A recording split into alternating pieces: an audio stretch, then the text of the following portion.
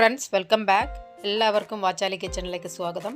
അപ്പോൾ ഇന്ന് ഞാൻ ഉണ്ടാക്കാൻ പോകുന്നത് ഒരു അടിപൊളി പനീർ പാലക് റെസിപ്പിയാണ്.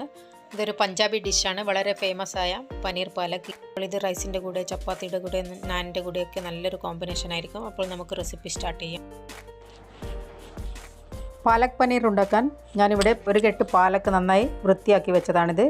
നന്നായി കഴുകിയതിന് ശേഷം ഇവിടെ ഒരു പാത്രത്തിൽ വെള്ളം തിളക്കാൻ വെച്ചിരുന്നു, അതിലേക്ക് ഇട്ട് കൊടുക്കാം. നന്നായി അമർത്തിയെന്ന് ഇട്ട് കൊടുത്തതിന് ശേഷം നമുക്ക് 2 മിനിറ്റ് ഇതൊന്ന് തിളപ്പിച്ചെടുക്കണം. അതിൽ കൂടുതൽ തിളപ്പിക്കേണ്ട ആവശ്യമില്ല, പാലക്കിൻ്റെ കളർ ചേഞ്ചായി പോവും. ഇതിവിടെ 2 മിനിറ്റ് തിളച്ചിട്ടുണ്ട്. ഇനി നമുക്ക് ഗ്യാസ് ഓഫ് ആക്കിയതിന് ശേഷം ഈ പാലക്കിലെടുത്ത് ഞാൻ മറ്റൊരു പാത്രത്തിൽ തണുത്ത വെള്ളം എടുത്തു വെച്ചിരുന്നു, അതിലേക്ക് ഇട്ട് കൊടുക്കാം. അപ്പോൾ ഇങ്ങനെ ചെയ്ത് കഴിഞ്ഞാൽ പാലക്കിൻ്റെ ആ ഗ്രീൻ കളറ് അതേപോലെ തന്നെ നിൽക്കും.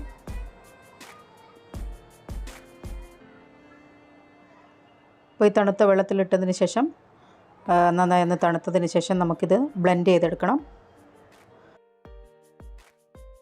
തണുത്ത് വരുന്ന സമയം കൊണ്ട് നമുക്ക് അടുത്ത പ്രോസസ്സിലേക്ക് പോകാം.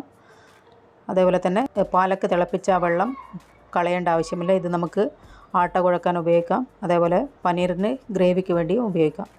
ഇനി അടുത്തതായി ഞാനിവിടെ ഒരു പാനിൽ ഓയിലൊഴിച്ച് നന്നായി ചൂടായതിന് ശേഷം അതിലേക്ക് പനീർ ക്യൂബ്സ് ഇട്ട് സ്ലൈറ്റായിട്ടൊന്ന് ഫ്രൈ ചെയ്തെടുക്കുന്നുണ്ട്. അപ്പോൾ അധികം ബ്രൗൺ കളറൊന്നും ആവണ്ട, നല്ല ഹൈ ഫ്ലെയിമിലിട്ടിട്ട് ഫ്രൈ ചെയ്തെടുക്കണം, അല്ലെങ്കിൽ പനീറിന് വെള്ളം ഇറങ്ങി വരും. അപ്പോൾ ഇത്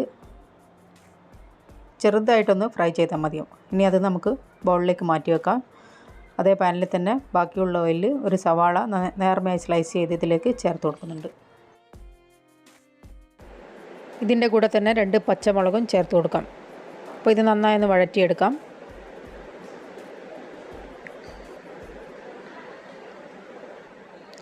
കുറച്ചൊന്ന് വഴന്ന് വന്നതിന് ശേഷം നമുക്കിതിലേക്ക് ടൊമാറ്റോ അരിഞ്ഞത് ചേർത്ത് കൊടുക്കാം.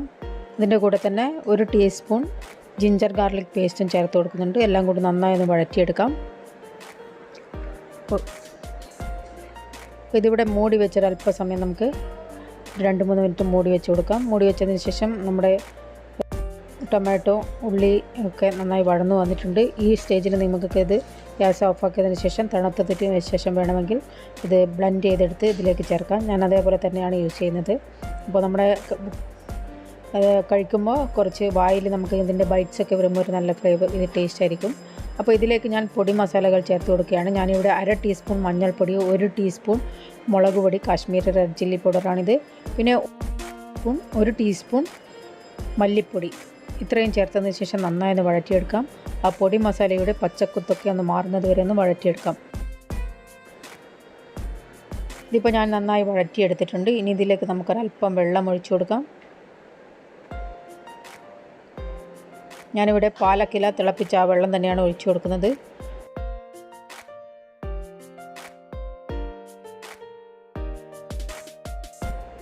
നന്നായി ഒരു 2 മിനിറ്റ് നമുക്കിതൊന്ന് തിളപ്പിച്ചെടുക്കാം. അപ്പോൾ ഇതിവിടെ നന്നായി തിളച്ച് വന്നിട്ടുണ്ട്. ഇനി ഇതിലേക്ക് നമുക്ക് ബ്ലെൻഡ് ചെയ്ത് വെച്ച പാലക്കില ചേർത്ത് കൊടുക്കാം. പാലക്കില തണുത്തതിന് ശേഷം ബ്ലെൻഡ് ചെയ്തതാണിത്. പാലക്ക് ഒഴിച്ചതിന് ശേഷം നന്നായി ഒന്ന് മിക്സ് ചെയ്യാം.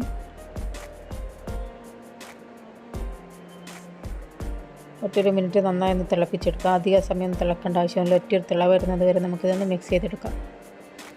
അപ്പോൾ ഇതിവിടെ ഒരു തിള വന്നിട്ടുണ്ട്. ഇനി ഫ്രൈ ചെയ്ത് വെച്ചിരുന്ന പനീർ ചേർത്ത് കൊടുക്കാം.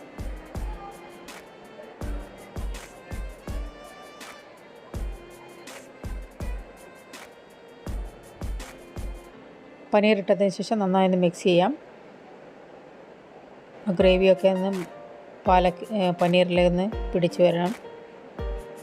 നന്നായി മിക്സ് ചെയ്തതിന് ശേഷം നമ്മൾ ഇതുവരെ ഇതിലേക്ക് ഉപ്പിട്ടില്ലായിരുന്നു. ഇനി ഇതിലേക്ക് ആവശ്യത്തിന് ഉപ്പ് ചേർത്ത് കൊടുക്കാം.